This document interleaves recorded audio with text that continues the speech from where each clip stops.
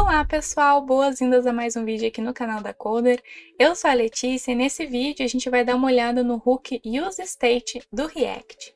O React é o framework de desenvolvimento web mais popular na atualidade e por ele ser muito popular, a gente tem muita gente querendo aprender React e muita gente com dificuldade em aprender React, consequentemente. E uma das grandes dificuldades da aprendizagem do React está nos hooks do React. Então, por isso, eu resolvi fazer aqui uma série para o canal contando um pouco e falando um pouco sobre esses hooks. Então, se tem algum hook do React que tu acha muito difícil de entender, que tu não entendeu até hoje, deixa aqui nos comentários para a gente trazer um vídeo sobre ele. E nesse primeiro vídeo, a gente vai falar sobre o UseState, que é o hook mais básico do React. Não tem como a gente usar React sem utilizar UseState. Então, antes da gente falar propriamente do hook e do UseState, é interessante que a gente entenda os tipos de componentes que a gente tem dentro do React. A gente tem dois tipos prioritariamente, né? A gente tem os componentes baseados em classe e os componentes baseados em funções. Esses componentes, eles vão ter ali a mesma ideia por trás, que é gerar um componente visual na tua interface, mas eles vão ter uma sintaxe diferente. Componente baseado em função, ele vai ser um pouco mais enxuto, ele vai ter menos código, ele vai ser mais direto ao ponto, se a gente quiser utilizar essa expressão aqui. E o componente baseado em classe, ele vai ter ali um pouco mais de código e ele também vai ter ali algumas coisas que vão funcionar de uma maneira diferente. E essa maneira diferente que as coisas funcionam no componente de classe é o motivo, inclusive, dos hooks existirem, tá? Não vou dar muito spoiler aqui, porque eu quero mostrar isso para vocês direto aqui no VS Code, mas existem algumas coisas que antes da versão 16 do React só podiam ser feitas em componentes baseados em classe. Em componentes baseados em função, eles não tinham tantas funcionalidades e eles acabavam não sendo muito utilizados, porque geralmente tu precisa de funcionalidades que só os componentes baseados em classe tinham. E aí os hooks, eles surgem como uma possibilidade da gente colocar em componentes funcionais essas características que só existiam em componentes baseados em classe. Então, a gente vai aqui para o VS Code dar uma olhada em um exemplo de código que eu preparei aqui para a gente conversar sobre, para a gente discutir sobre, que é um contadorzinho, e eu preparei um exemplo deste contadorzinho tanto na forma de componente baseado em classe, quanto na forma de componente baseado em função. Então, a gente vai começar aqui olhando um componente baseado em classe do React. Esse meu componente baseado em classe, ele se chama contador classe e ele vai estender o react.component. E esse react.component é a classe que vai ser responsável por criar realmente componentes do React. Aí no construtor dessa minha classe, eu vou chamar o construtor da minha superclasse e aí eu vou definir uma variável chamada this.state. Dentro dessa variável this.state, a gente vai colocar um objeto e dentro desse objeto a gente vai ter o que realmente vão ser as variáveis do nosso componente. Então, no caso aqui, eu vou ter só uma variável nesse componente, nesse nosso exemplo, que vai ser um contador, então a gente vai poder alterar um valor ali de um elemento clicando em alguns botões. Eu tenho aqui só dentro da minha this.state o valor count, que é a variável que eu vou manipular aqui nesse meu código. Eu inicializei o count em 0 e com isso a gente fecha o nosso construtor. Depois do construtor, dentro da classe, a gente tem essa função aqui chamada render. Essa função aqui é a função que vai realmente renderizar o nosso código. Então, dentro dessa função, a gente vai ter um return, e esse return aqui, ele vai ter o nosso código JSX. E aí, essa função render vai renderizar aqui o retorno da nossa função. Se a gente quiser fazer algumas manipulações de dados antes, a gente pode fazer aqui, né, algumas manipulações de dados, e aí ele vai renderizar só o que tiver aqui no return, beleza? E aí, o que a gente tem aqui no nosso código? A gente tem aqui uma impressão do valor atual do count.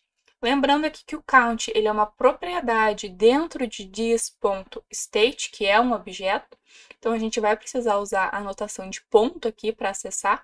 Então, a gente vai acessar o this, dentro do this a gente vai acessar o state, e dentro do state a gente vai acessar o count. E aí, a gente vai imprimir esse número aqui na tela. Se a gente olhar a aplicação aqui que já está rodando, eu vejo aqui que eu tenho o meu número e eu tenho 3 botõezinhos. Esses botões vão alterar o valor do meu número, então quando eu clicar aqui, eu vou ter o meu número sendo incrementado, Quando eu clicar nesse botão do meio, o meu número vai voltar para 0. E quando eu clicar nesse botão aqui mais à esquerda, eu vou decrementar o valor do meu contador. E aí, como que isso acontece? Bom, eu defini aqui 3 botões, e esses botões têm uma função onClick. E o que acontece quando eu clico em algum desses botões? Eu vou usar a função this.setState, que é uma função que vai pegar este valor aqui, né, o valor this.state, e vai atualizar esse valor.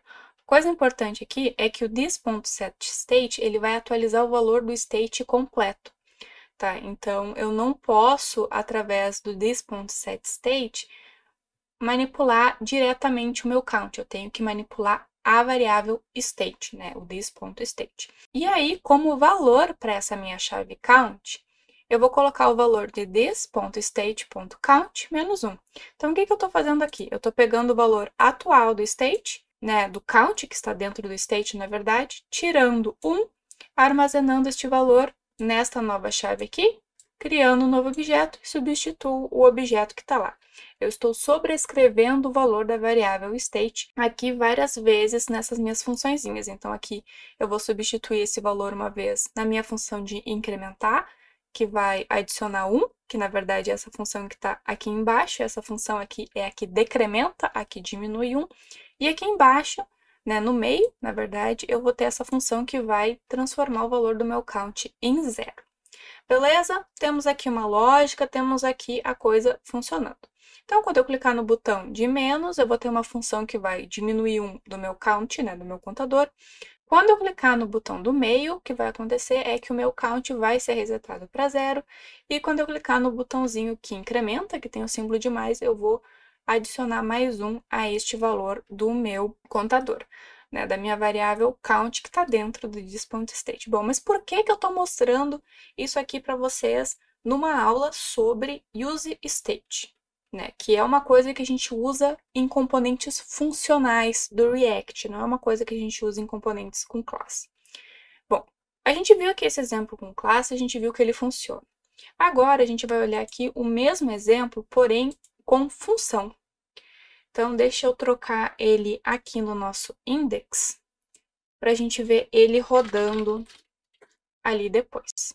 Tá? Então, agora a gente vai analisar o código aqui e ele já deve estar rodando ali na minha janelinha. Mas eu não vou abrir ele agora porque tem uma coisinha que eu preciso conversar com vocês antes. Então, aqui a gente tem o nosso componente funcional. Ele parece muito mais sucinto, né? Muito menos código, é muito mais fácil da gente entender do que esse componente de classe aqui, né? Olha, a gente tem muito código aqui, a gente tem muita coisa aqui que pode confundir a gente, e aqui na função a gente tem as coisas muito mais sucintas, né? Com muito menos código para confundir a gente. Então, o que a gente tem aqui é basicamente o que a gente tinha lá no nosso componente de classe. Se a gente analisar aqui, a gente vai ver a mesma estrutura. A gente tem a declaração de uma variável que está sendo inicializada com 0.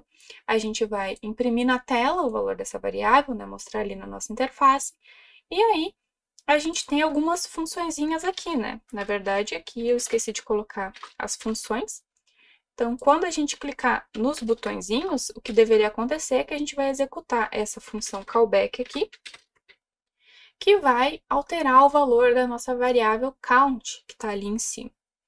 E aproveitando aqui que eu tinha esquecido de colocar esses parênteses aqui, né, transformar isso em uma arrow function, eu vou aproveitar aqui para explicar por que isso aqui é importante, tá? Porque o onClick, ele não vai receber a chamada de uma função, ele vai receber a referência a uma função. Então, quando eu coloco essa partezinha da arrow function aqui, eu transformo este código aqui, ao invés de um código normal, em um código que está dentro de uma função.